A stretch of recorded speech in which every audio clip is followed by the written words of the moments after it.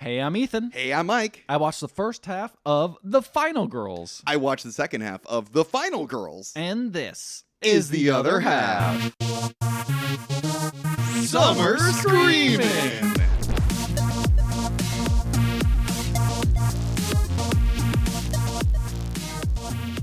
We can't wait for Halloween. It's halfway there. We're a little more than halfway there. A little more than halfway there. Can't wait for it. And so we got to just jump in 2 feet in to the deep end. To the deep end. Well, there's also a whole genre of horror films that I feel fit the summer vibes. You know, whether they're like take place in the sunlight or they take place at camp or a beach or something like that. Like, you know, I feel like we're limited to our Halloween movies, right? Like we always pick, we only have a month to watch them. That's so little. And so I feel like anytime we get a horror movie suggested, we're always like, oh, well, we got to put it in the Halloween month. We got to wait for a little bit. But then when Halloween comes around, if a movie like any of the movies we're going to be watching for this month comes up, I'm not really feeling it because I want like a spooky, creepy Halloween movie, not a movie that takes place in the sun, in the summertime, you know, on a beach, whatever. So that's what this is all about. We're watching a bunch of movies that are spooky, scary slashers or whatever, that also take place around the summertime. Just summer vibes. Summer vibe films. Summer vibe horror films. Yeah, yes, exactly. So we started off with the 2015 movie, The Final Girls. And when I first started watching this, I was like, oh, 2015. I'm like, well, that's a while ago, but not that long ago. Yep. And then I watched it. I'm like, maybe it was a little while ago. Which I think is around the same time. Is that like when our podcast started? Yeah. It was around that time. It was. I think we started the podcast in 2015, which honestly... Very similar humor. Yeah, very similar vibes. Think about it. Our weirdly. First couple episodes. Yeah. Yeah, you know, Thomas Middleditch was funny back then. Yeah. He was living large on the, I don't know what's called. Comedy Bang Bang? No. Silicon Valley. Silicon Valley. That's right. He was a big star in that. Yeah, that's right. There was what the fuck is his name? Adam Devine. Oh yes. This was before he was in the Righteous Gemstones. Yes. Yeah. Although he basically plays the same character in this. Yeah. Although I think here he's a lot. I mean, I don't see him in my half of the movie. I will say as much. Oh yeah, sure. But there is. Spoilers, a blooper reel during the credits. So I see a lot of the stuff that was left on the cutting room floor. Yeah. Which sometimes you see the blooper reel and you're like, oh, this is funnier than the action movie. Not in this case. What do you mean? In this case, it was just like a lot of like, because apparently there was a lot of like improvisation that took place like on set. And so people like Adam Devine, is that his name? I think so. I think that's how you pronounce his name. And Thomas Middleditch just did like a shit ton of improv, and a lot of times it just like wasn't funny or didn't work. Oh yeah. And so I think that was so a lot of times just like Adam Devine being like obnoxious, you know, or juvenile. I was gonna say I feel like most of this movie definitely feels of the era of Cabin in the Woods. Is what I definitely kind of grokked from this. Is it's a very similar type of feel, a very self-aware, very referential, a little cheeky, but also it's billed as a comedy. It was somewhat funny, I think is what I would say. I would say the funniest moments were a very like meta funny, like commenting on horror film. Exactly. Yeah. Like it's all sensible chuckle. I Yeah. feel. You know? Yes. None of it is exactly like laugh right. out loud like this is hilarious. It takes a pretty high IQ to find what's funny in this the movie. situation really is funny. Yes. The dialogue between characters, it's okay. Yeah, the improv isn't that funny. It's not the best. Yeah. But it's not really bad. I don't know about you. I loved how this movie was directed. Yeah. The direction in this movie is like, this guy went harder than he needed to. I gotta say, the movie feels like a summer breeze of horror. You know, it feels like a very light, like as horrific as some of the things are, it's all very light and done with kind of a deft hand that just knows exactly the type of film you want to see, which is a very kind of like breezy horror film. Yeah, exactly. Which is a weird genre to kind of mention. When you say it out loud, you're like, breezy horror film, what does that mean? It's like, well, I think it's the stakes are kind of weird. And the stakes are like they're serious, but not as serious as you'd think. Like the characters are there. You kind of care about some of them, right? But other ones you're like, whatever. Who cares? You know. I think it also there's like a comfort, and I think like Cabin in the Woods deals with this too. There's a comfort in knowing like what the movie's going to be. You know, like we've all seen like Evil Deads. We've all seen, you know, or if we haven't seen, we know like, you know, like Friday the 13th. Yeah.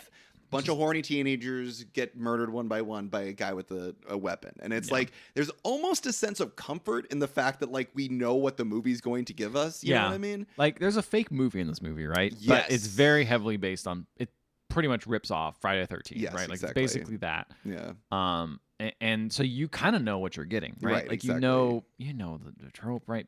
People have sex, they get killed. Yeah, exactly. And they're riffing on that. I don't think they do anything particularly like super clever or innovative with it. I will say by the second half of the movie, they're doing a lot of really interesting things with the premise. Yeah, the and premise is interesting, right? With like, the mom, right? Yeah, the premise is it's interesting. And so before maybe I'll wait till the end because there's actually interesting. So one thing I think we're sort of like bearing the lead here is like in real life, the main character's mom passes away. Yeah. But the main character's mom used to be like an actor. Yes. And then they get sucked into the movie in which the main character's mom acted in. Yeah. So the character is there, the mom is there, yes, but she's in character. In character. She so you're dealing with talking to the character your mom played, not your mom, but she looks obviously like your mom. Exactly. Which is I think probably the most interesting part of this movie. 100%. Sure. All right, now I'll discuss it. The guy who wrote the movie is the son of Father Karras from The Exorcist. And he wrote the movie about what it was like for his dad to die, kind of at an early age. Yeah. Because I was going to say, that's the part that feels the most real about this movie, right? And it's honestly the part that was like, when it came up in my half, because I had to do it with context clues. And like, luckily the acting in this movie is like pretty great. So like, and the writing is kind of clever in moments. So it's like, those are the moments where I'm like, I was picking up on what was going on. I'm like, it kind of like I almost got a little bit like choked up or like, I didn't cry or anything, but like it works. It worked. The thing that's most impressive about this movie is it has like, it's supposed to be like funny, cheeky, not really serious movie. Mm-hmm. But like every moment with the main character and her mom, like kind of feels, like you said, very genuine, right? Like it works and somehow pierces through the corniness of like what the film is. And that's very interesting considering I don't want to harp too much on like past episodes, but like literally we just watched a movie called Blow Dry, which had very serious moments in it, but none of those landed because they felt so opposed to the general tone of what the movie was going for. But I feel like this one works. And I also think because most of the time the movie is trying to be in the comedy, goofy realm, and then occasionally dips into like, here's a serious moment, but like it works. It feels genuine, and that's the thing. Genuine is, I think, the word we're looking for. Is like, I mean, obviously, you know, maybe people like Blow Dry. Maybe there's people out there who really like who dig it. But like for me, I agree. Those moments felt very phony and didn't feel real to me. Those like really emotional moments. Whereas in this movie, they do, to me, come from a sense of like real genuineness and it makes the movie feel a little more special.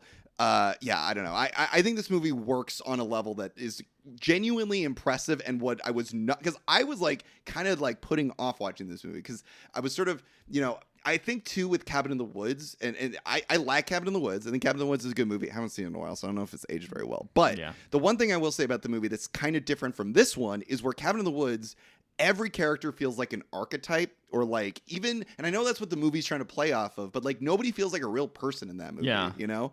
Even though they are supposed to be real people who are like being brainwashed into archetypes. In this movie, everyone feels real. Like, well, everyone that's not the main character feels real. The real characters in the real world feel real. Everyone else feels like an archetype.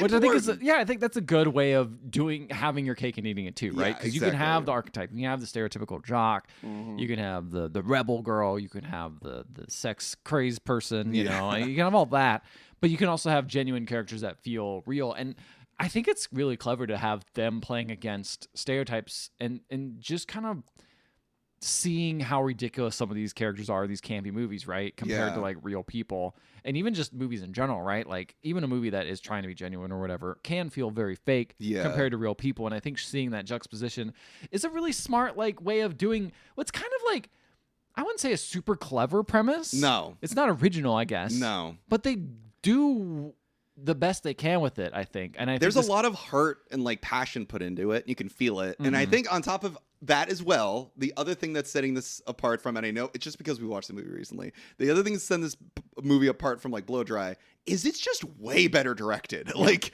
the direction in this movie is so goddamn good. Like I kept having to pause the movie, not because I was writing notes, but just because I was like did that just like the way the shots were Mike done? pauses the movie, looks at the camera, goes, "Did that just happen? Did that just happen?" Like I was so impressed. I kept having to rewind and reevaluate the way shots were done because I was like, this guy, he's only ever directed one of the movie I saw. He made that Isn't It Romantic movie, the Rebel Wilson film that came out. Like, yeah, that was that. That also had like kind of a high, a high concept premise, metatextual right? Yeah. premise. But like this is just like one of the coolest looking fucking movies I've seen in a really long time, particularly for this podcast, particularly as a horror film. Damn, it's great. I really like, and I think that also elevates. I like the way it looked. I don't think I was as blown away as you were by it, but I think you need to see some of the parts in the second half of the movie because there's some pretty good shit. Speaking of which, why don't you tell me about the movie Opens? Yeah, so the movie opens in kind of a silly way. This movie's kind of a laugh. Listen, the thing is, I like this movie a lot. I don't think it's a perfect movie at all. No. Like, it's far from it. 100%. Like, I am not going to die on the hill this movie is like... if someone doesn't like it, I'll be like, yeah, all right. I agree with you. Fair. There's a lot to have to get through. But I am glad you like it. There's a little nugget of gold in there that there's some good stuff in here. Yeah. So it starts off with a trailer for Welcome to Camp Bluefinch, where the girls are hot and evil stalks around any corner. Any moment, Billy can strike. Oh, no. And then they had a great line that says... They won't by singing Kumbaya. They'll be singing Kumbaya. No. And someone gets stabbed, and it cuts to our main character Max, watching the trailer on an ancient ass phone, which I was like, because it's 2015. It's 2015, which is just like. I'm like, that's not an iPhone. That's not an Android phone I recognize. But somehow you're able to watch it on here. What? So is it a flip phone? No, it was like, maybe it was one of those phones, that had the slide out keyboard. Oh, like the Nokias. Kind of like that. It might have been one of those. It was one of those weird things. But they didn't have a big budget for the movie. Yeah, so they just had to find something. At the time, iPhones were super expensive still, I think. Exactly. So it was just like, we got to do something that's like, smartphones exist, not quite 100%. Whatever, we'll make this work. So she's watching this trailer, and then she looks down, and there's a bunch of pictures of the main actress who was in that trailer, her mom. Oh, yeah. And who was in that movie. Did you recognize her at all? Oh, yeah, I did. Yeah. Well, I know her personally from Watchmen. Yeah. Personally. Yeah, I know her from Watchmen. I know you played Rorschach, right? I played Rorschach. Yeah. You love those fucking beans, man. Yeah. You're always about those beans. I'm a big bean eater. Every day when I lived with Mike, he would eat a fucking can of beans right out of the open. Nobody knows about this podcast. I record the whole thing with a mask on. But he has like part of it lifted up just so he could speak. Because I'm like, hey man, we gotta have the winds. We can't hear you under that mask. Yeah, no, but I know her from Watchmen. Yeah. She's been in mostly I think like rom-coms as well. I don't know her name.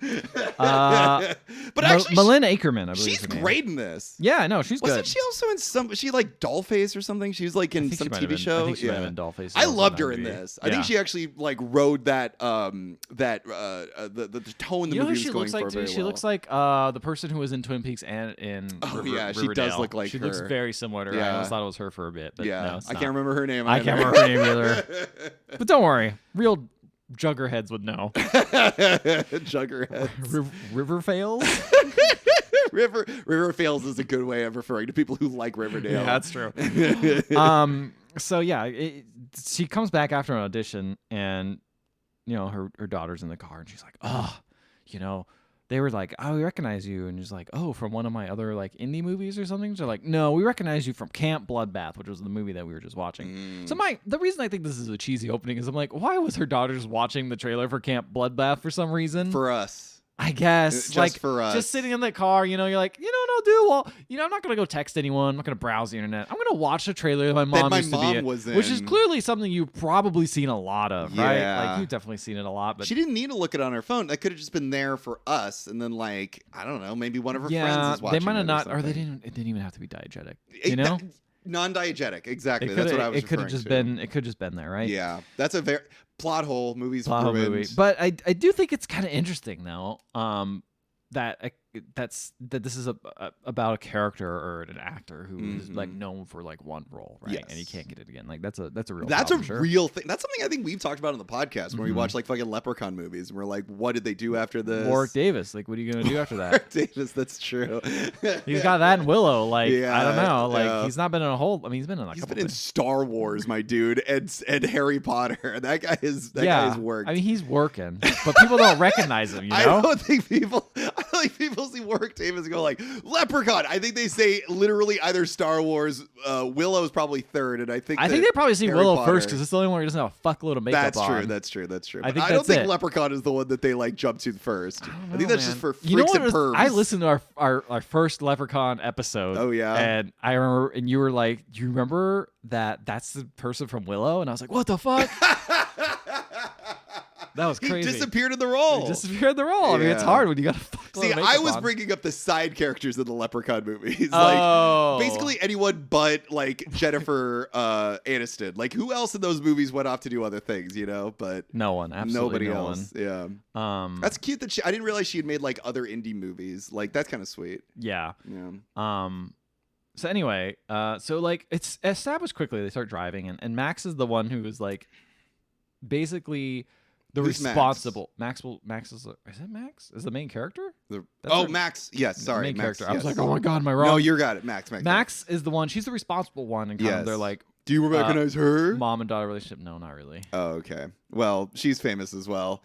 She's the daughter of the mom from Orphan, the original Orphan movie, and she's also in all of the not her, but her mom is in all of like the Conjuring movies and stuff. Okay, so why am I supposed to recognize her when her mom is apparently the famous one? I'm just mentioning she's also a nepo baby. Okay, you would recognize her from like American Horror Story. I don't know if you saw that. Is she actually in it? Or her mom is in it? Okay. I'm no longer speaking about her mom. Okay, I just want to know. No, she was in American Horror Story. Okay. I think the first season. I have not seen American Horror Story. Okay, well that people would know her from things. Okay, got it. There you go. I looked at her IMDb. I didn't see a lot of recognize. Really? I guess you don't watch a lot of horror movies. Exactly. Yeah. Sounds like that's her niche. But she's the responsible one. She's doing the bill. She's like, Mom, we have an $170 electric bill. We got to figure out how to pay it. And her mom's like, whatever. It's fine. I'm worried about Frank. What's Frank doing? And they're driving. Frank was supposed to get back to me. And she's like, fuck Frank. He lives in Palm Springs or fuck that guy. Is it her dad? No, it's some random guy she's hooking up with. Like her mom is hooking up with. Oh, I didn't realize that they were separated. With her wait. Who? What? Her mom? Doesn't she have a dad? She has a dad, but I don't think he's not in the picture. I didn't realize. I thought she had a dad that was also in the picture. Oh, no. He doesn't seem to be here in this. Got it. Okay. So she's trying to hook up with a guy named Frank. But Max is like, look, we got to do something with this electrical bill. And Mom's like, you know what? Give me that electric bill. She just throws it out the window, and she's like, Mom, we gotta do that. And I'm like, I hate her, Mom, already. I hate her. Ethan is a responsible adult. Well, it's adult. just like an emotionally immature parent. Yeah, like that's not great. The kid who has to take on all the responsibility because you can't fucking figure out how to pay your electric bill and pass this all on to your daughter because you can't do anything like that. Feels very personal. I don't know. That's pretty rough. Anyway, but Mom is like, let's sing Betty Davis Eyes. That's her favorite song. She loves that song. Yeah. And so she's like, all right, fine. They sing for a bit. They're having a great time. And then Max gets really into it and accidentally drops coffee all over the headshots on the ground. Oh, no. And she's like, that's really expensive. And she turns and hits a car, and then they flip like 1,000 times. Holy I'm like, shit. Wow. 2015 CGI is not that good. Yeah. But you know what? It gets the point across. It's fine. And the car flips multiple times, and then boom, title card, final girls. Mm-hmm. And then Gru appears, and the Minion's there, and it's great. And it turns into final girls. This is lost. I don't know what the fuck you're talking about. This is is that how Gru says girls? Is that what you're doing here? Yes, Michael. Have you never? We watched a Despicable Me movie. No, we watched the Minions. No, we watched the third Despicable Me movie, did we? We did. Yeah. And you did not understand how he said girls? I forgot. Michael, I forgot. I'm not a Gru head, okay? I am speaking to someone who just really doesn't appreciate cinema. It's true, and especially animation. I know. Good Lord. They were at the fucking Olympics, the Minions were. They were? Yeah, because they're a French, new one? They're a French studio. What? Yeah, they popped Illuminations is a French studio? Illumination itself is not, but the people who they have a French section of their studio. Oh, that does the animation for Despicable Me and the Minions. That's why the Minions are speaking French all the time. Exactly. Banana. My favorite French word. Yeah, that's right. So, cut to 3 years later. So Max wakes up, takes a shower. Now I wrote Nancy for some reason. Why the fuck did I write Nancy? I think it's her mom's name. Nancy is her mom's character's name. Okay. Yeah. I don't know why I put fucking Nancy. I just want to double check. So Max wakes up, takes a shower. Very cool directed, like, shower shot. This is what I'm fucking talking about. It's shot on her face, but like it seems like the camera's in the shower head and the water's like coming out. I'm like, that's straight from like Psycho. Yeah, it's very cool. That's cool shit. She goes around and drives with her friend Gertie. Who's played by Aaliyah Shawkat. Yes. Shawkat? Everyone would know her as maybe from Arrested Development. And I wanted to bring that up because another actor who kind of cannot escape the shadow of being maybe from Arrested Development. I feel right. That's true. Like every time I see her, she's in a lot of stuff too. She's love been her. Working. She's worked hard. She's a working actor. I know. But every time I see her, I'm like, oh, it's maybe from Arrested Development. I know. And I've been trying to escape that too, but it's true because she was really good in Search Party. Yeah, she's a big main character in Search Party. Yeah, right? she rocks in Search Party. But still, she's still maybe from Arrested Development. That's true. That's true. Anyway, well, when will people remember her for her other roles, like the daughter in Deck the Halls? Oh God! You know what? We're gonna keep calling her maybe. Yeah. Yeah. So she's going around. She's trying to cheer her up because she's still depressed for her mom dying 3 years ago. Her mom died. I know. That's not really. It's a fun way to establish that your mom died, I guess. Yeah. But she's like, hey, but this guy Chris, he really likes you. He's like wants to do her homework and stuff. And like, is he the bald guy? The bald guy? The blonde guy? The bald guy? Is he that old bald guy? I'm really into this bald guy helping me with my homework. Guy, the strong blonde guy. If you're like in community college, there's always like an older person there. You're like, hey man, they're just trying to get on their feet, and and they're like, I do want to get help from him. He's worldly. He's worldly. He knows a lot about the world. He probably owns a Starbucks here. He could probably give me a discount. Yeah, I want to learn. That's stuff. Howard Schultz over there. No, it's the blonde guy. Chris is the blonde guy. Yeah. So he's talking about all that. He looks like Chris Hemsworth. Who was in Cabin in the Woods. He does not look like Chris Hemsworth. Yeah, he doesn't. He's just, except that maybe they're blonde and white, I guess. And big and strong. And I don't know if Chris is strong. He's big. He's a tall guy. Mm-hmm. Anyway, Chris is gonna help her with the story of Persephone. Which I don't know if that has any metaphorical value in the movie. Maybe a little bit. Oh no, it kind of does. A little bit. I was kind of wondering why they brought that up. How the ending goes. Because she's like, oh, the classic, sure. Oh, because what's funny? It was just like Persephone, Hades Town. Ah, yes. Now I know. Yes. Let me put it in a way I can understand. Yeah, exactly. See, that would have been so much easier if Chris could just be like, here's the soundtrack to Hades Town. I don't think it probably came out the yet. Classics. No, it did not. It definitely did not. Yeah. Anyway, so yeah, Chris, they're there at the diner. Even Gertie's there, and he seems into Max clearly. And then suddenly, Duncan shows up. Who's played by Thomas Middleditch. Yeah, he is Gertie's stepbrother. And she does not seem to like him very much. Neither does anyone else. Nobody seems to like him. No one seems to really like him. Yeah. He made a joke where he's like, "Well, my dad told me I'd get a sister. I cried, but not like this. I didn't want you," because she's so mean to him. Mm-hmm. But he's part of a fandom that loves Camp Bloodbath. Right. Loves it. Like it's got like the room status to him. He loves this campy ass movie. Apparently, there's a sequel too. Yes, there is. And he's like, "Listen, I want Max to come to the screening. We have a screening at a local theater. That seems like too much, right? Bloodbath 1 and 2, right? Yeah, that seems like asking a lot. And she's like, hell no, I'm not gonna fucking do that. Like, and so she like gets up to leave because she's like insulted by this. Yeah, I would be. But then he says like, I will do all of your classics homework for the rest of the year if you come. Whoa. And she's like, all right. But is she just there to like watch it, or is she there for like answering questions? He just said show up. Okay. He just said show up. So she doesn't have to watch it. She could just be in the lobby. Well, no, she said you have to watch it. You'd be there for the screening. That's about it. Okay.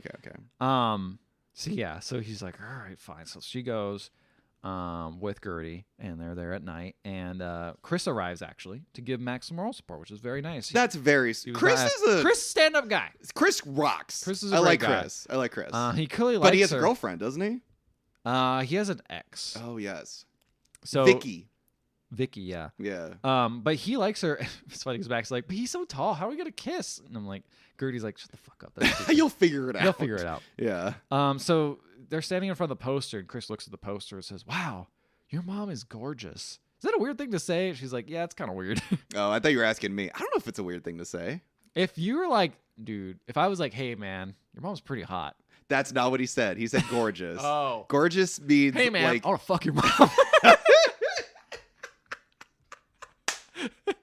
Is that better? Am I going the right direction? That's like, it's like, is it a weird thing to say that your mom is beautiful? What if I went up and was like, I want to eat your mom out? Like that. That's like, you're saying different words. I want to motorboat your mom so bad, bro. You're is that weird? Is that weird? I want to like stick my hand in between her titties and go, blah, blah, blah. Is that weird?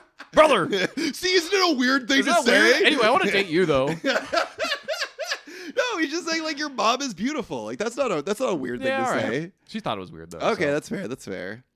And he says a very sweet thing. He's like, oh, cool. In some way, this is kind of like a cool way to honor her memory. Like in this, like he's pulling out all the stops. He's so charming. He's doing great. But then she says, it's the anniversary of her death, dude. Jesus Christ. And he's like, oh God, I don't know what to say. Yeah. Anyway, how about we go inside and I'll get you some popcorn. I love putting M&Ms in my popcorn. Does that ever come into play later? Never. Okay. Although M&Ms and popcorn. Really? Okay. Oh, here we go. Here we go, Ethan. Well, I shouldn't even mention it. Chris shouldn't even mention. I knew this was gonna happen.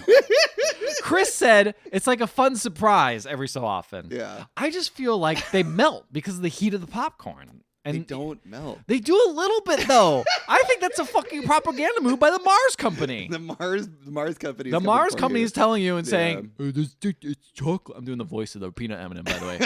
It's chocolate. It doesn't melt inside because the hard shell. It's an envelope. It's an envelope. It always makes me laugh. Doesn't matter what you fucking say. If you say it's an envelope in the peanut M&M voice, it's gonna make me fucking laugh.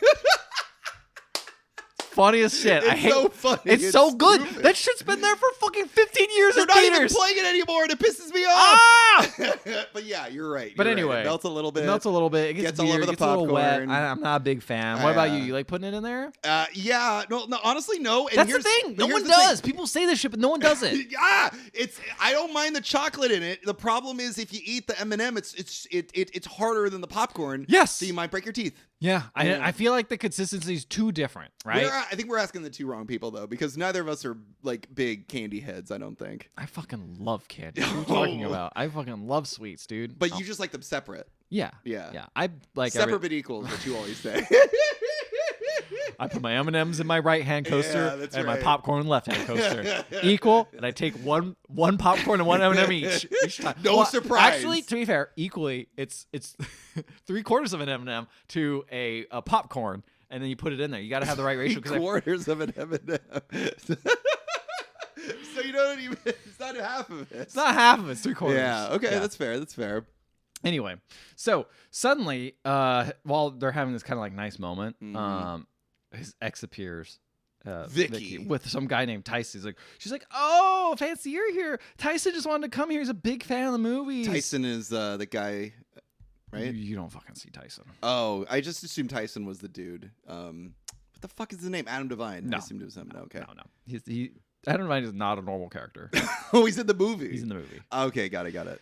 So, they don't care. She's apparently, this is great because social media is new. So there's a lot of references like Facebook. You post on Facebook. And that's supposed to be a thing. Yeah, right? Yeah. And, Chris is like, you didn't see on my Twitter or anything that like I was going to go to this. And she's like, no. Terribly. I know. It's X now, bro. It's X now, bro. And everyone's on it. Definitely not hemorrhaging users. Yeah.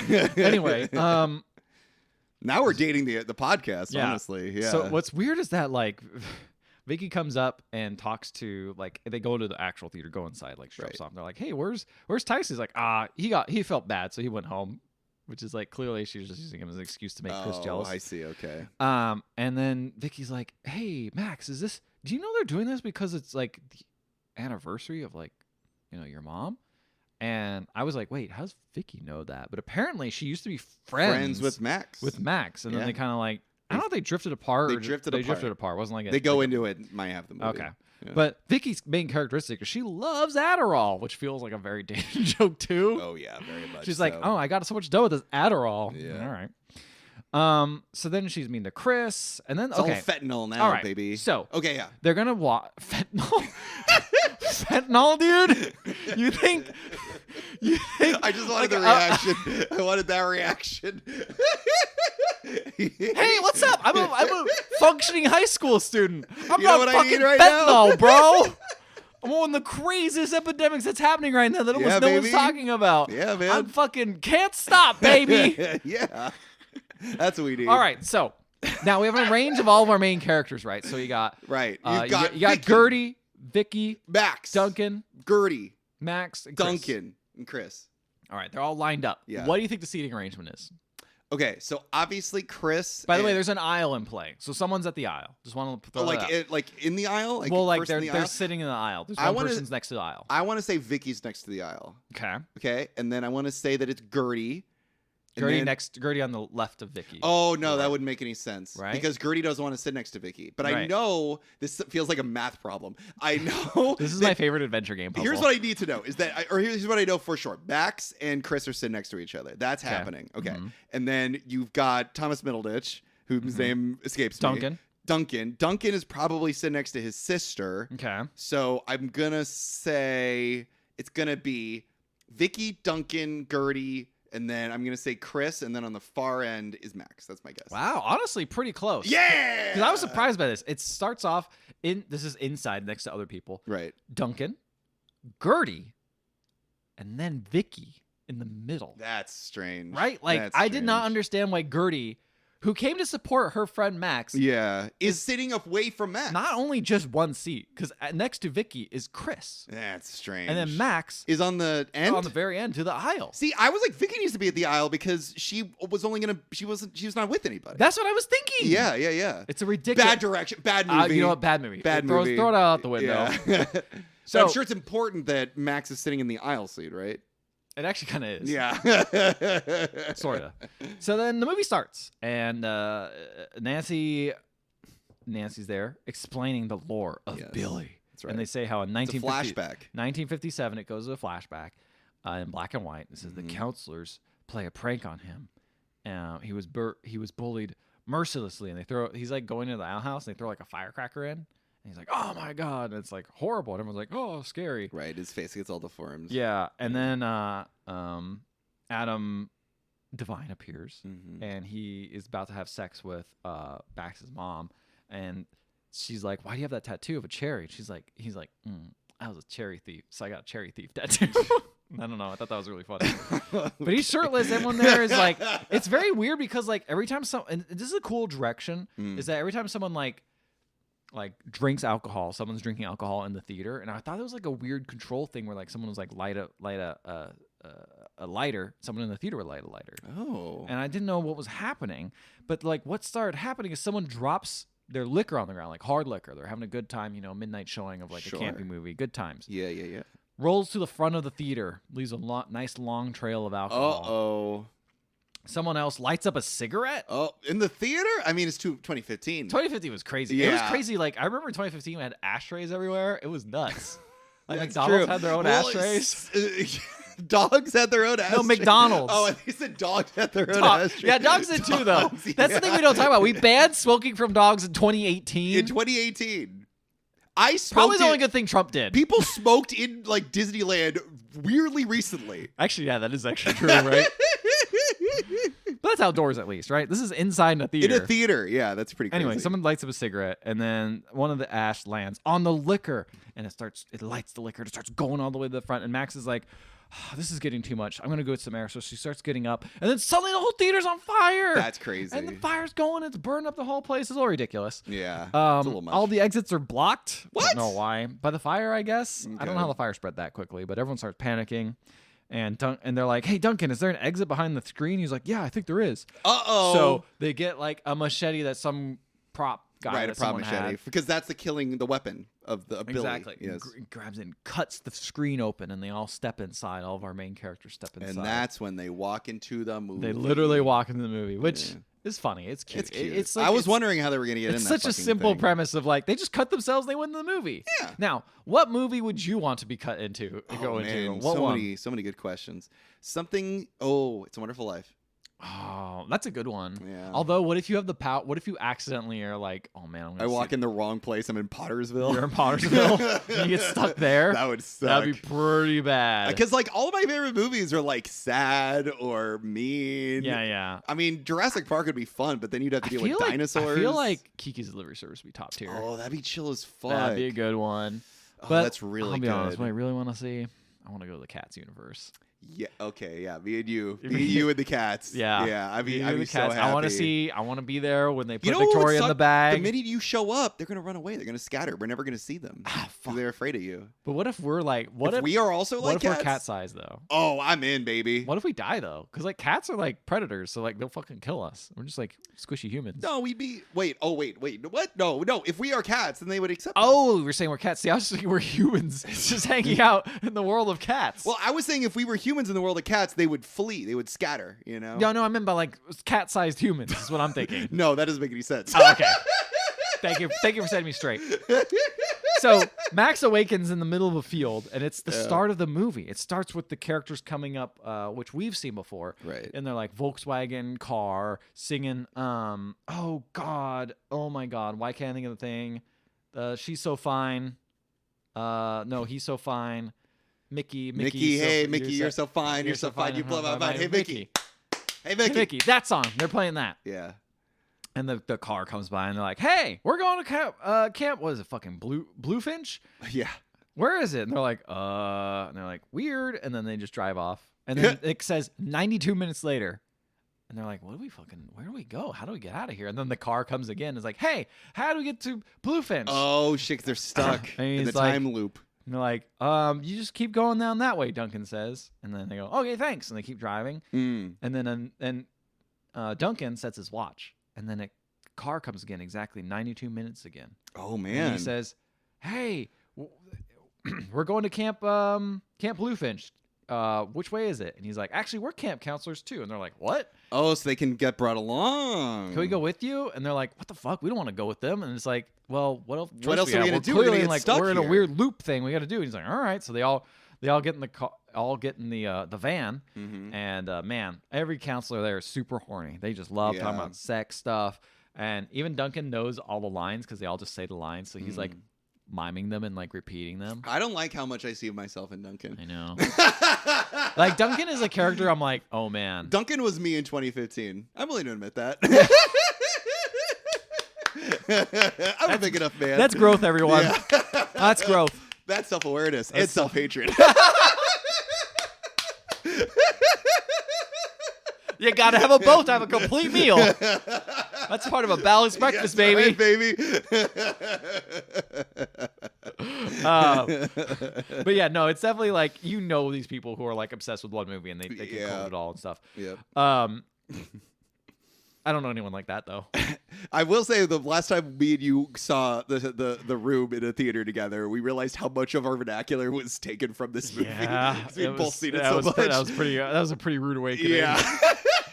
Because I'm like, I hadn't seen it in a while. Same, yeah. It was like a couple years. I'm like, oh, let's see it. I'm like, oh, fuck. Oh, no, I know too much about this movie, man. Fuck, dude. I know all about Chris R. Too much about him. I would have 5 fucking minutes, Daddy. Where'd you get the drugs, Mike? Anyway. It doesn't matter. Can you imagine going into that fucking movie? That would be a nightmare. That would be a nightmare. That would be like you a would be in a a loop. fever dream. Yeah. Yeah, because nobody speaks like a normal person. Well, that's the thing is like no one speaks like a normal person in this movie either, right? Like everyone's absurdly horny. Yeah, that's true. And they're basically like, we're gonna get naked and then we're gonna have sex, is what Duncan says. It's like, wow. And then the character's like, wow, how'd you know we were like totally intended on like having sex? It's like, I don't know, Spring Break Forever. And I'm like, is that a reference to Spring Breakers in this movie? The Spring Breakers came out not too long before this movie. Yeah, that's true, and that is one of your favorite movies. It's a movie I like. I don't know if it's a favorite movie. So now, there's a line that the main character Max Adam Devine says. Divine. That'd be so much better. That'd be amazing. Adam Devine's character says, he's like, make murder legal. Says, oh, someone wake up Sleeping Beauty back there. We've arrived. And then out pops out Max's mom, Nancy, and like Nancy's there, and she's like, oh, it's nice to see you guys. You all must be new counselors. Oh, that's really cool. And like Max is like silently crying because it's like that'd be a lot.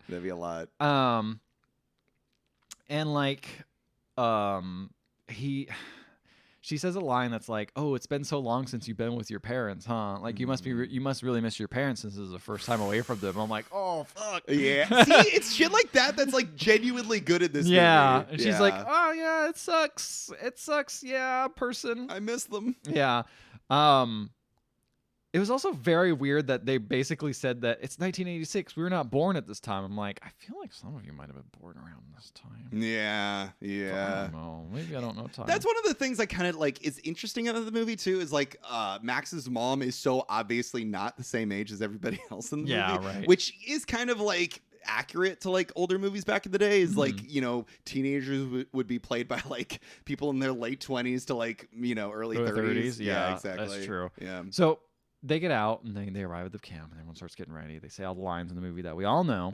Duncan loves this. He's living for it. He's like, "Don't worry. All we got to do is not have sex and we'll be fine. No one will kill us." Right. And they're like, "Well, can we get the car to like get out of here? Maybe we could take the car and leave." And so they go up to Adam Devine's character and he's like, maybe if you like do sex stuff to me, I will." He doesn't say that. I don't fucking remember what he says. He says something pervy. He says some bullshit sexist thing. Yeah. And they're like, "No, we're not going to do that." He's like, "All right, well, go find your keys then." And he throws them out into the field. And then Vicky says, "I'm glad you die." And he's like, "What?"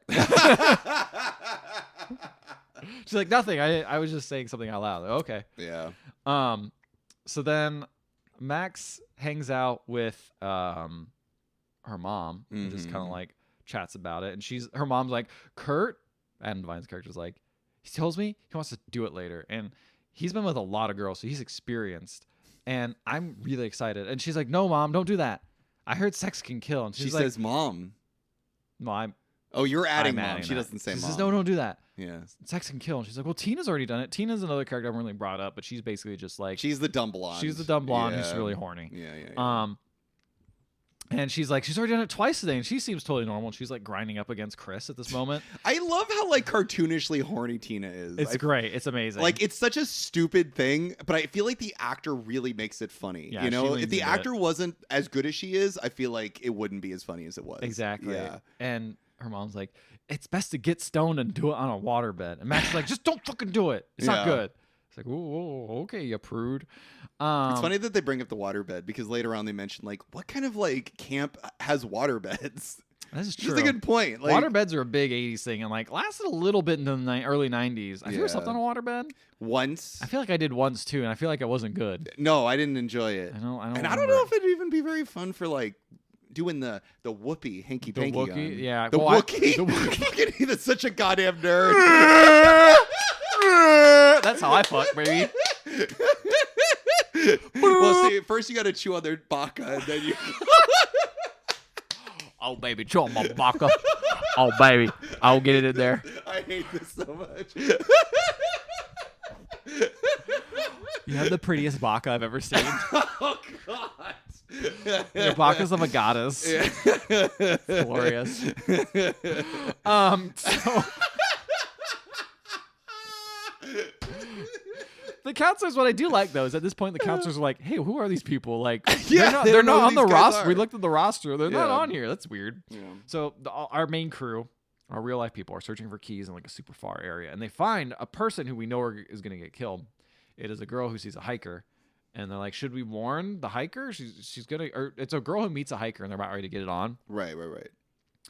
And he's like, "No." Duncan's like, "No, let's watch it. Let's watch it." It's like watch it. Let's watch it. It's like they're like nature, we want to like observe, and then they basically just watch this dude get his neck fucking snapped, and then they throw the body like in front of them. Actually, the girl's body in front of them. Like he kills both of them. Throws it in front of like the little log they're hiding behind, and Chris is like, "Run!" And they all run, but Duncan's like, "No, he's not gonna do anything to us. It'll be fine." He turns around, and honestly, Billy, the main killer, is just standing there like, just like, I don't know what to do with this. Right, because they're not having sex. They're not having sex, not doing anything. He's like, "Look, we just gotta stick with the final girl, who is a character who's not been introduced yet, and once she's there, it would be great. Well, the best seat in the house, we'll just follow her around, we'll be fine, and then we end the movie, and we'll probably get out of here." Is what I'm thinking. Right. But then Billy I never see the final girl in my half the movie, by the way. Yeah, she doesn't make it. Yeah. So Billy goes near. Billy walks up actually to Duncan and gets really close, and he's like, "Oh, okay, he's not gonna do anything." Duncan's like, "I almost pissed myself," and then Billy walks away and then fucking throws a machete and hits him right in the side. Damn. And everyone goes, ah! So now the rules are changed. Duncan doesn't know shit. Yeah. But he also knew a lot. He knew about the plot of the movie. No one else really did. They didn't get that far in the movie. Oh, shit. So now... Max never saw her mom's movie. It doesn't seem like it, but... I mean, I guess it's like her mom doesn't seem that, like, proud of it. But she saw the trailer. So yeah, like, in the car. If she's watching the trailer in the car, it's like, why don't you just see the movie, dude? Yeah. Like, maybe it's hard to get. 2015, it wasn't easy to download movies or anything back then. Yeah, it was. Mike. Oh, I would never do that. There you go. There you go. Whew, boy. When was that? A glitch of the Matrix there? Oh, boy. Anyway, so everyone hangs out at the counselors are having like a kumbaya moment, and everyone's just like, they're all having a great time, and the real people are like scared because obviously like people are dying. Right. And like Gertie's like, what am I gonna tell my parents? And then the final girl arrives, Paula. She's this badass lady who comes in like a cool car that is like a Corvette or something. I don't know cars, so I apologize. And they're like, all right. And Vicky's like, I'm going to stay with her. And that's the whole time. We're going to stay with her, and it's going to be great. And they're like, we should protect everyone from Billy. They get this idea that like they need to protect everyone and like try to stop them from having sex. Yeah. Basically. So Chris is like, all right, I'll take Adam Devine, try to get him dehorny.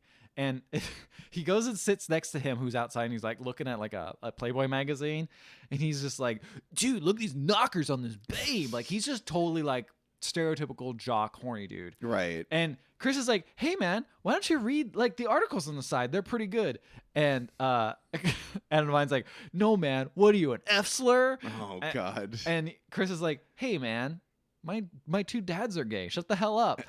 And he's like, yeah, right. Gay guys can't have kids. They're too busy going to discos and having sex with each other. Actually, it's a pretty cool lifestyle. I was like, all right, not bad. Way more reasons to like Chris too. Yeah, exactly. Yeah. So then Gertie's like, Gertie hangs out with the like only black dude. By the way, the other guy who died really quickly. Kurt? The first guy who died in the whole movie was a black guy. Of course. The hiker. Of course, which is linking to the stereotype. Right. So then Gertie's hanging out with the other guy. Kurt, I don't know. I don't really know his name. He never really talks in my half. We just know him as the black guy. The black guy with the fade. Yeah. So then Vicky has to protect Tina and Angela, who are, of course, the horniest girls of all. Of course. And they actually find her Adderall. And she's like, no, don't take that. I'm curious if someone takes that later on. Who knows? Chris is like, oh, man. Chris is like, hey, man, dude, Adam, Devine, all these girls are so ugly. He's like, what are you talking about, bro? Also, what's up with you and Max? You guys like getting it on, like having sex, bro? She's like, no, I'm not doing that. He's like, oh, all right, that's cool. What about like Vicky? Is she cool, man? He's just like trying to get with everyone. He's like, no, fucking stop that. I do find his character. I don't see him in my half the movie, but through the bloopers, I was like, this is such a one-note joke. Like that's why he dies pretty early. Yeah, he hasn't died early enough. He's pretty fun. Honestly, I like a lot of his style. It's pretty funny. He plays it very well. Like he's obviously playing sure mostly kind of the character you know him from, like Workaholics and stuff like that. But like he's well cast, is what I'd say. So Max's mom in the bedroom, and this is a spot where we saw earlier that we know that they have sex in, and you hear just like Friday the 13th, but they do that in the movie, and the characters themselves, or the real people themselves, hear it in real life. So they're like, oh shit, so they gotta go. She goes and finds her mom up there, and she's like, listen, Nancy, if you go through with this, you're gonna get hurt. And then she's like, who are you? Why do you want me to not have sex so much?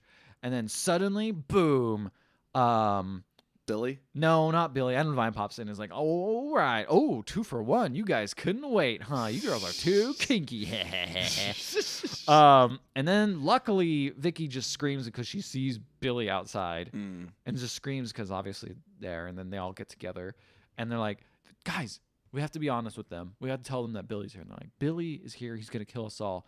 And then this triggers Max's mom to be like, oh, well, let me tell you about the backstory of Billy, just like it happened in the movie. Flashback. And a flashback happens where a bunch of like weird goo starts coming from the sky, which is weird. And all the main characters get transported back to the flashback to watch all of this in black and white. Right. And they watch the counselors do the prank where he gets 3rd-degree burns, and they watch him do this and don't intervene at all. I want to know what happens if they would have intervened. That's such a good question because, spoilers, they flashback yet again in my half of the movie. They don't intervene.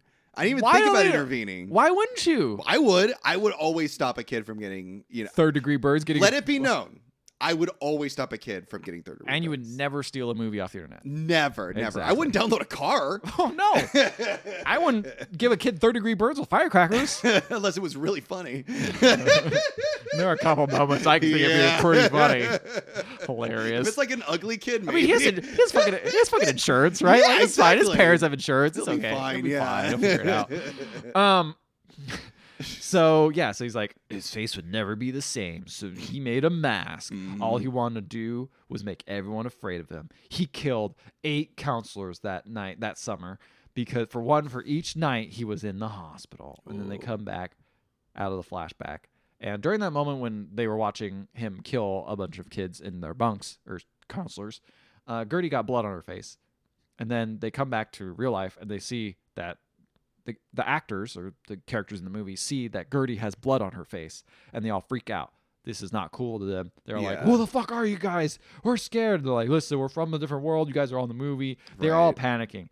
They're all like, "Let's just get out of this place. We don't want to be here anymore." So they try to escape. They can't. Kurt and Paula get in the same car, and Paula's driving. And Duncan appears out of the blue and is like, "Guys, I'm fine." And then they hit him with the car. And then, so what happens is Kurt's like, "Okay, well, we killed someone. That's fine. We'll just keep going. We'll keep going." Kurt's Adam Devine's character. I've not used his real name or his actor's name. He's like, "Well, fine, we'll relax."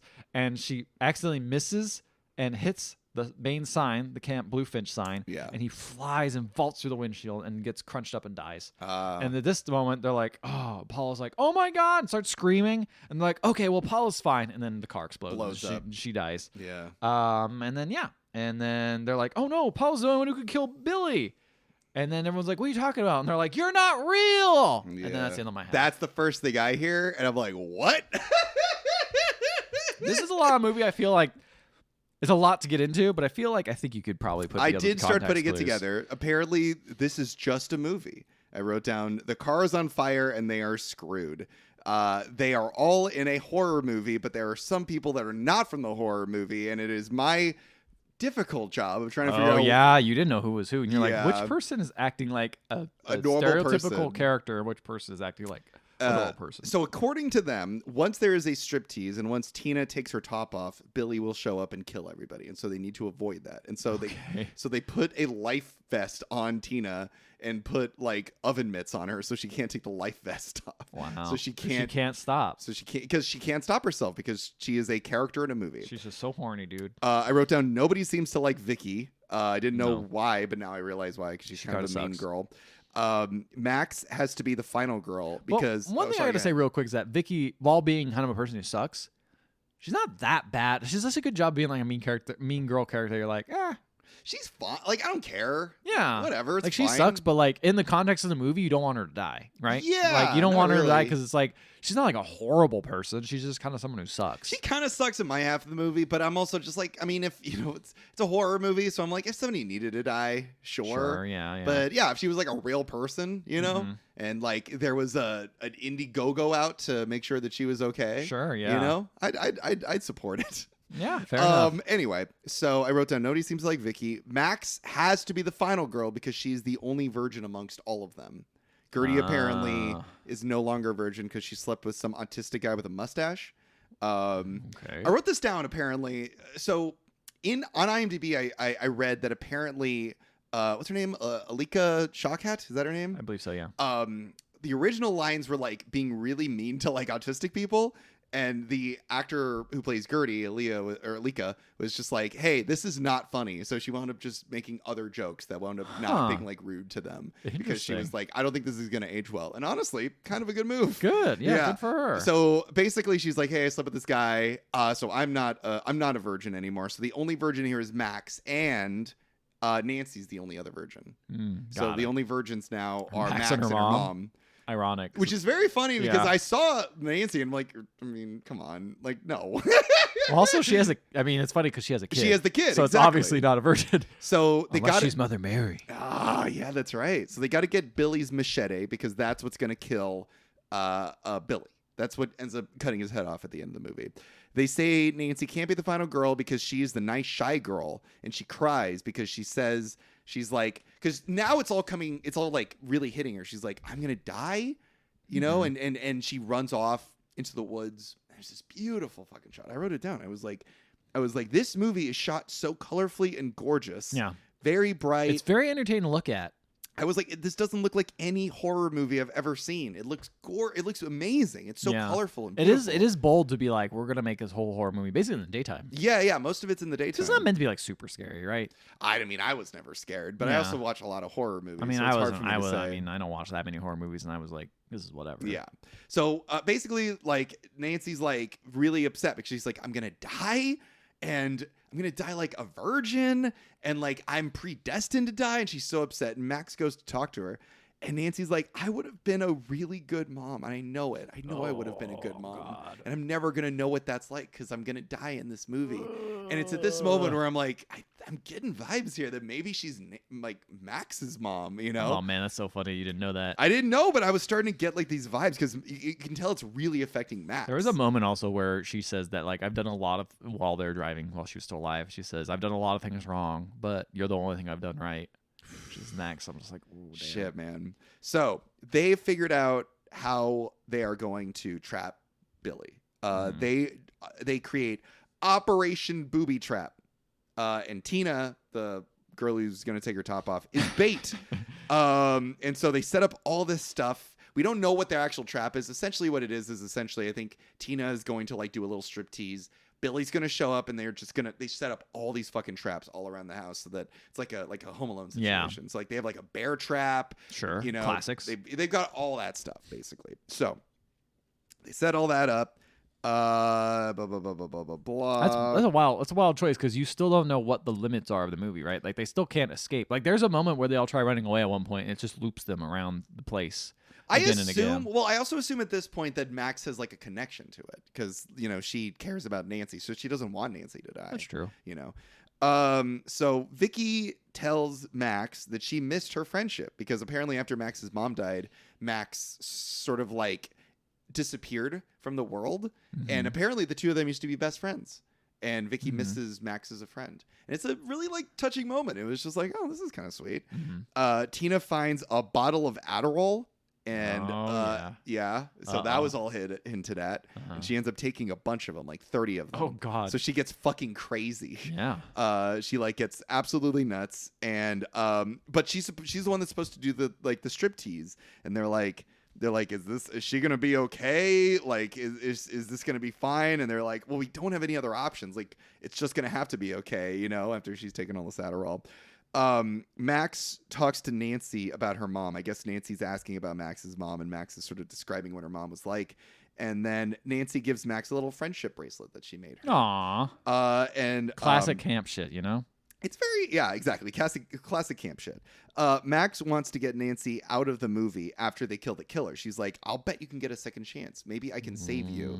Max is like, maybe we can all escape the movie. Oh, well, that. I don't know. And she's like, and Nancy's I guess at this point, who knows, right? Like, the rules of this movie are so thin. It's true. It's just like, I don't know, we entered into fucking... I don't know. I'm like, maybe she can do it. That'd be pretty cool if she could. And then and Nancy's like, where do you live? And she's like, the Valley. And she's like, I'd love to like go to the mall in the Valley. And then Max is like, nobody goes to the mall anymore. They all shop online. So then they ready the trap, they play loud music, and they hype Tina up to start dancing. And she starts dancing like an insane person to She's My Cherry Pie. Classic. She gets all hyped up, and then she starts to dramatically pull her top up. Whoa. I gotta say, again, I don't see very much of Tina in this movie. The actor playing Tina, killing it. She's doing such a good job of portraying someone who is trying to sexy dance, but having like so much energy that like she can't, like, it's just like it looks like she's about to fucking like kill somebody. Yeah. She's just like aggressive sexy very dance. aggressive sexy dancing. And so she could kill Billy herself, maybe. She could. And so she pulls her top up, and then Billy shows up, and it scares her. And she's like, it's Billy. And she turns around, runs away, runs into the bear trap, dies instantly. Oh no. Well, It's pretty funny though. So Tina's gone. So, and I was watching this with my wife, and at this point, like, my wife was like invested in the movie. Yeah. And so she saw this happen. She's like, that was like genuinely funny. Like, we were all like, this is like a really good bit. And so this shot was incredible. So the shot is like Tina at the front door. Tina runs back, trips, falls into a bear trap, crushes her head. The camera then spins around over to what's his name, Chris, and Chris is like, "We gotta close the door." So he like pulls a line, and then the camera flips back over to a battering ram, which like flies over and rams the killer into the closed door behind the killer, and the door is covered in antlers. And then the camera flies right back up to like where Gertie is, and all this is in one shot. That's just pretty cool. It was amazing. It reminded me of we saw it a Game Night. Remember Game Night? Game Night? Did we watch Game Night together? I don't think we did, but I did watch it on my own. Game Night had that incredible one long take, remember, where they were trying to get the egg? Okay. That. Either way, it was amazing, and I know it was made of different shots. I know, but it still was very well orchestrated. Director, if you're listening to this, you probably aren't. Great job. You did a great job here.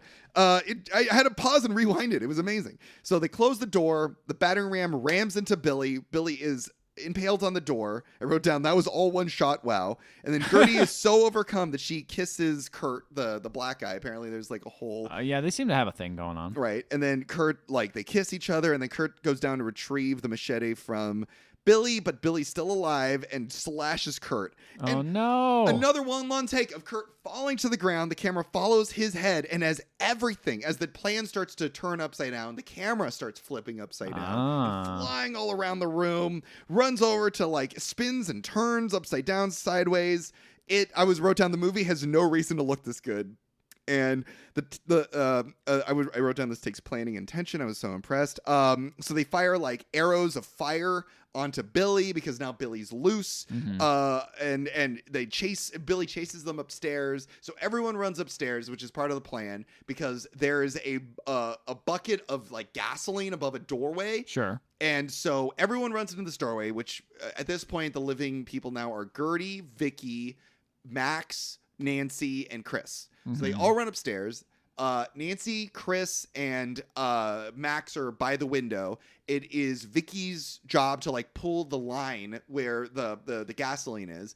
She pulls the line, but it breaks. So it doesn't work. Basically, it's like it doesn't work. Essentially, the thing doesn't end up falling over.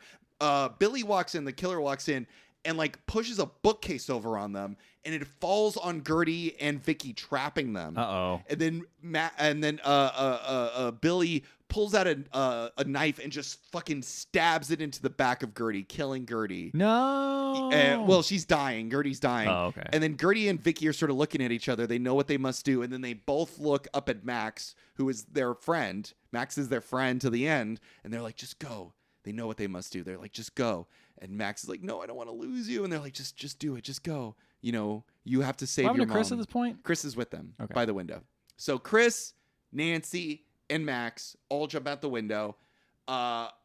Vicky pulls the line, dropping the gasoline on the three of them, which includes Gertie and Vicky and Billy. And it lights the entire second floor on fire. Big explosion. So all three fall out. They all jump out.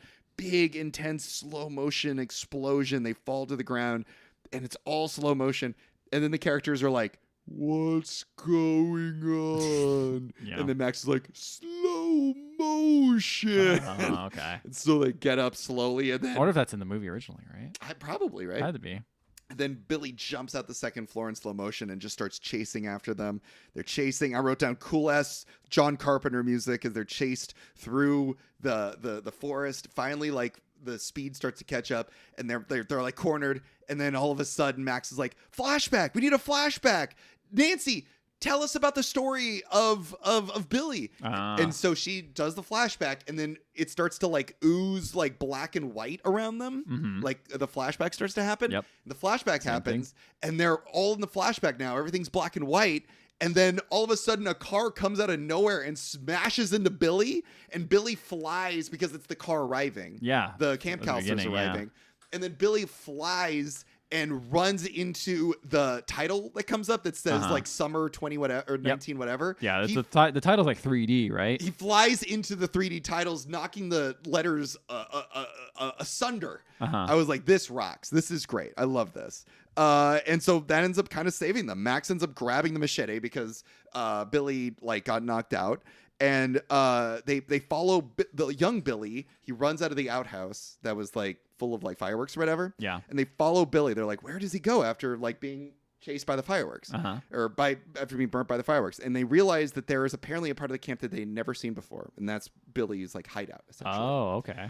So then Chris is stabbed by Billy.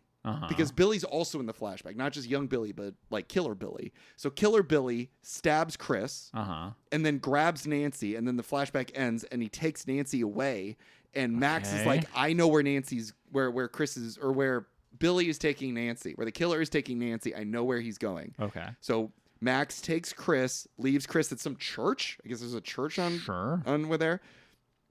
And Chris is like, I felt bad for the poor guy. He's like, I don't want to die alone. And Max is like, I have to save my mom.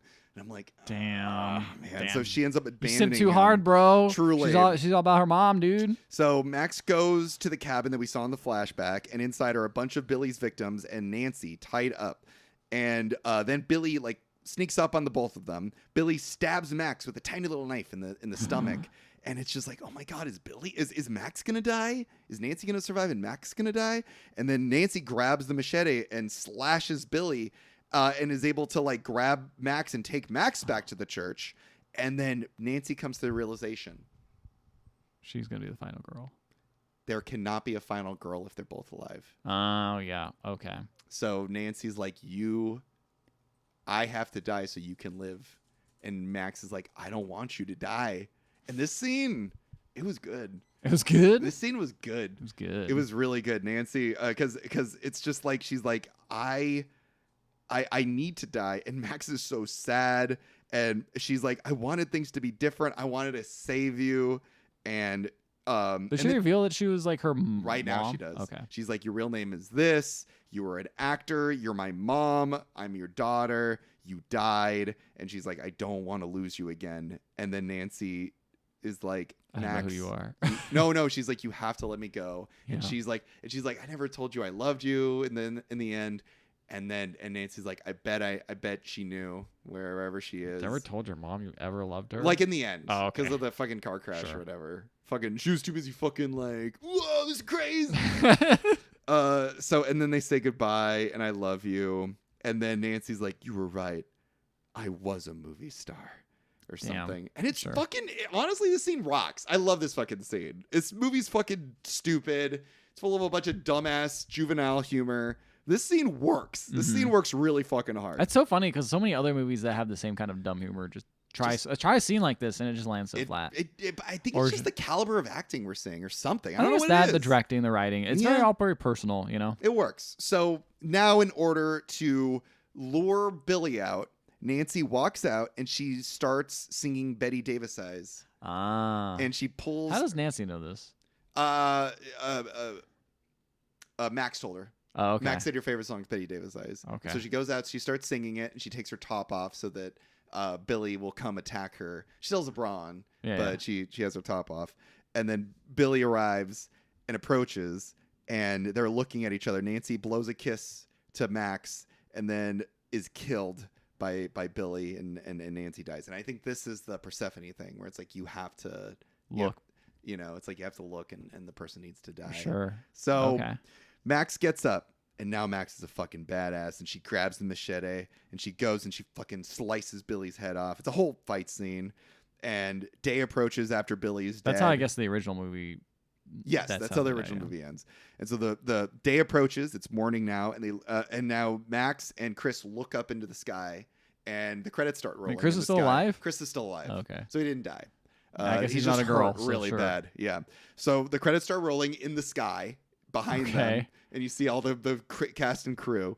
And then Max and Chris just start fucking making out because they're just so overwhelmed by all of this. Sure, yeah. And then as they're kissing, the rated R like screen appears behind them like how in old like 70s movies used to, and they're just like, what happens now?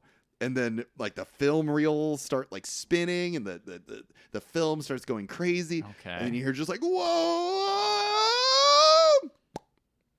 and then they wake up.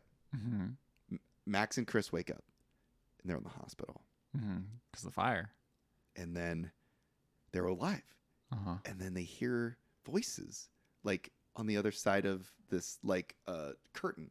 They pull the curtain, and it's their friends. Yeah. And at this point, I didn't know Thomas Middleditch was in this movie. So she pulls the curtain, and I'm like, oh, look at their two friends and Thomas Middleditch. What are you doing here? You weirdo looking guy. What a jump scare that was. And they're all in the hospital too. They're all okay. They all, you know. Do they have memories of this? They all had memories of this. Okay. And Thomas even says like, look, I got slashed in the chest, but like I'm fine. I'm okay. Like I just got like, you know, bandaged up. It's all good. We're alive. We're alive. It's all good. And Max also wakes up, and she has her friendship bracelet on from her mom that Nancy gave her. Interesting. These 40X movies are too crazy now. I know, it's really much. overwhelming. It's too overwhelming. But it seems like Nancy's dead. But you know, that's Max had to just sort of like accept it and let it go, and realize she could fight on. Cool to experience your parents' death again. It's not great. No, I don't like that. But yeah, and so now they're in the hospital, and everything seems to be going pretty good. Pretty good. Doesn't sound like it's the end of the movie. Well, what do you think's gonna happen? I imagine they're gonna leave, and then a loop's gonna happen again. And they're gonna be like another movie or something. I didn't know what was gonna happen. Okay. I was like, I suspected. I was like, well, you know, these horror movies. There's always like a thing at the end that's like. Well, they always have sequels, you know. These horror movies. They're in the sequel. Apparently, because remember, the screening they were going to was going to be playing both of the movies. Oh, yes, you're right. So now they're in the second movie. Okay. So they leave their like hospital room, and they see like a Rubik's Cube and like a bunch of other 80s shit in the hospital, and they're just like, we're in the other movie. I like how somehow they all survive with none of the scars. Apparently. And then the killer jumps through the front door, and then Thomas Middleditch says, the sequel was way better anyway, and then the movie ends. And then the blooper reel happens. And that is the movie. I liked it. Yeah. I like this movie a lot. Yeah, this might enter my like Halloween movie rotation. Yeah, I think this is a hidden gem, honestly. I think so. Like there's some nice stuff in there. Honestly, what's kind of interesting too is that like not anything really that bad in this movie either, right? Like I don't know. Like there's obviously like sexism and stuff, but like I think it's all knowingly. It's all like winkingly, like yeah, we know this sucks. A character says the F slur, but then immediately is like countered with it. Yeah, told like don't do that. Yeah, exactly. It's not just like it's there to be there. It's like countered with and like. Because, like, obviously they'd use that language back then in the 80s, right? It's the 80s. Yeah, exactly. So it makes sense. But I don't know.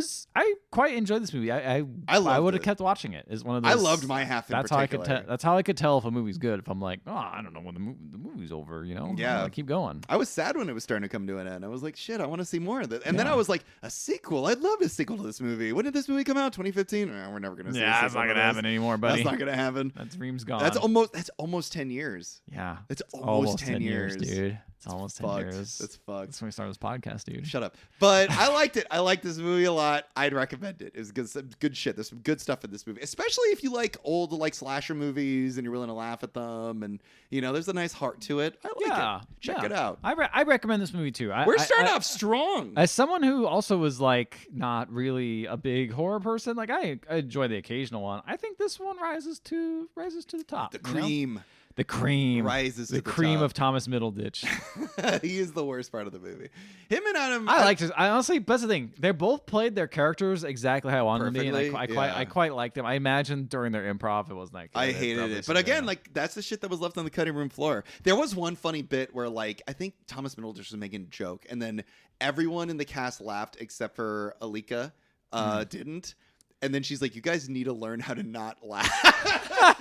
That's actually really funny. And I'm like, well, she probably knows how to do that because she was in Arrested Development. Like, she knew not to we know, Mike. do what it we takes. know she's in Arrested Development, Mike. I know. You don't think she learned? Maybe you know she's in Arrested Development. But yeah, I'd recommend this movie. Check it out. It's great. I don't know where it's streaming. Check it out. It's great. I loved it. Have you guys ever been to camp? Email us, needbuttheotherhalfpodcast.com. Find us on Facebook, Instagram. We're also on Twitter and Threads, and we're also on Discord. And if you want to listen to our previous episodes, you can find them on any podcatching app. And while you're there, please leave a 5-star rating and review. We will read into the show no matter what it says, even if it transports us into a movie of our choosing. Okay, what's the worst movie you would want to be transported to? I mean, there's quite a lot. I think The Room is a really good choice because that does feel like a nightmare. That's the worst one? It's pretty fucking bad. That's pretty bad? Oh, The Matrix. I wouldn't want to be in The Matrix. The Matrix is a pretty bad one. I think any Cronenberg movie would be probably worse, though. Yeah, I mean, I could be in What's the one with all the organs and shit that they're talking? Crimes of the Future? Crimes of the Future? I don't want to be in that one. I don't want to be in that one. That seems like a bad one. Yeah, I wouldn't want to be in that crime. Yeah, I wouldn't want to be. But I mean, if you're in like The Fly and you're just not near the guy that's turning himself into a fly, I mean, that would be pretty great, right? Yeah, I guess Existence would be pretty bad. Existence would not be great. Yeah, there's quite a few. I don't know. I feel like it's more bad movies you don't want to be in. But maybe it's just movies. I don't want to be in Schindler's List. Yeah. Good night, everybody.